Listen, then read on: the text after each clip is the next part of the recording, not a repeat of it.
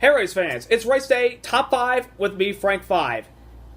Goodness gracious of me, I've got basically so many things running through my mind after what I just witnessed this afternoon, late evening. The paperclip, Martinsville, short track racing at its best, always provides tempers, but exciting, tight racing for position, whether it's first, second, third, fourth, fifth, or even 12th. It was just unbelievable today, and the finish was one of the best finishes I've seen this season. But it was controversial. But then again, it was for a playoff spot to go to Homestead. And the winner punched his ticket. And he's either a fan favorite or people just want to basically give him a BOO straight to his face. Number 1, Joey Logano, who came in outside the playoffs entering this race today, captured the first 8 of 500 Martinsville, solidifying his spot to Homestead as one of the contenders for the championship 4 in a very tight race towards the end with Martin Truex Jr. Truex got the lead on the white flag lap, but going into turn 3 and 4, Logano did a little bump and run, and they got side by side, banging off of turn 4, connected. Then Logano pulled away and was able to capture the victory over Denny Hamlin, Martin Truex Jr., Kyle Busch, and Brad Keselowski. First and foremost, Joey Logano was the dominant car. I don't know. I mean, listen, Joey Logano's really good at Martinsville. But he never won before. He was going to win the race 3 years ago if Kansas had not taken him out, for retaliation from the Kansas race. I mean, this was definitely redemption for Joey Logano for that race.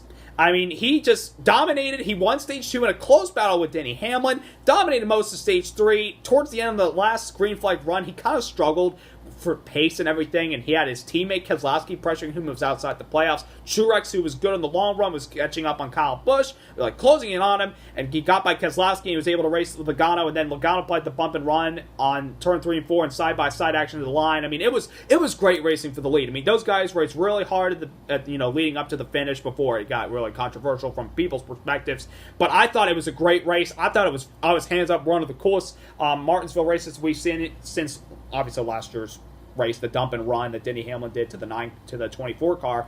I thought it was a really fun race, and that's why at some point I need to go to Martinsville. And people have not gone to Martinsville, including myself. We have to go because it's one of the best places for racing. Plus, you get hot dogs, and they're one of the classics there. And Joe Logano's going to have himself a celebratory hot dog. He's probably having a bunch of them right now. Now that he's going to Homestead and has a chance for the championship. This is the 3rd year that Logano's been part of the championship 4. It's been even numbered year.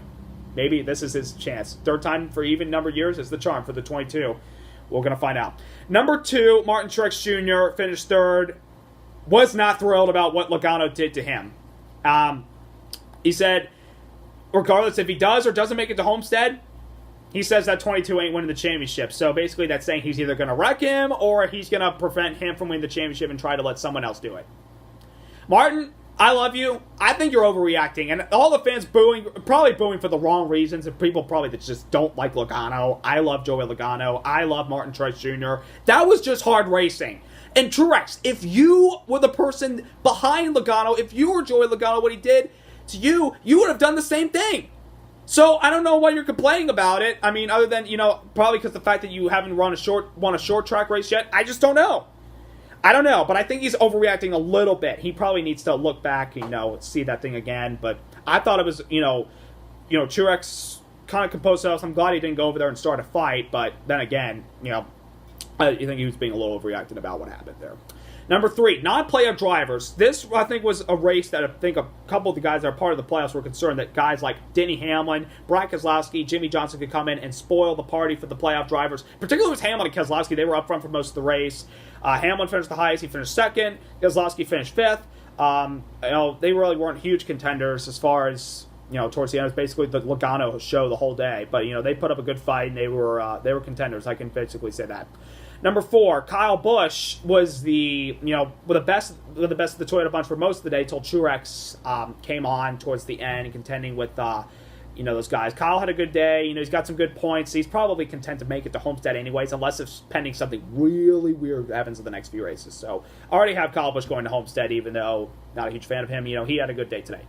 And number 5, the other member of the Big 3, Kevin Harvick, had the crappiest day despite a top 10 finish. I mean, I hate to say this, but Kevin Harvick possibly is on the brink of not even making it because he is the last guy tied with Martin Truex right now, but he loses the tiebreaker based on the average finish in the first race. Kevin Harvick drove like crap today. Top 10, you got to be thrilled, Harvick fans. Sort of. Harvick, I don't know what's going on with the fall race at Martinsville, Kevin Harvick. It just doesn't agree with him. He just doesn't have the car. He sucked today. I don't even remember him earning any stage points in stage 1. I know he went a lap down in stage 2, got the lap back, and did end up with the top 10. But if Kevin Harvick does not make the Final Four, for some reason, he's going to look back on this race as the race that basically hurt himself. He hasn't won since the regular season. Kevin Harvick's in trouble. I hate to say, Kevin Harvick is in big-time trouble, and he's going to have to win at Texas or his best track at Phoenix in a few weeks in order to get to Homestead. But based on how some other drivers have been, other than the big three, could be trouble for the 4-car.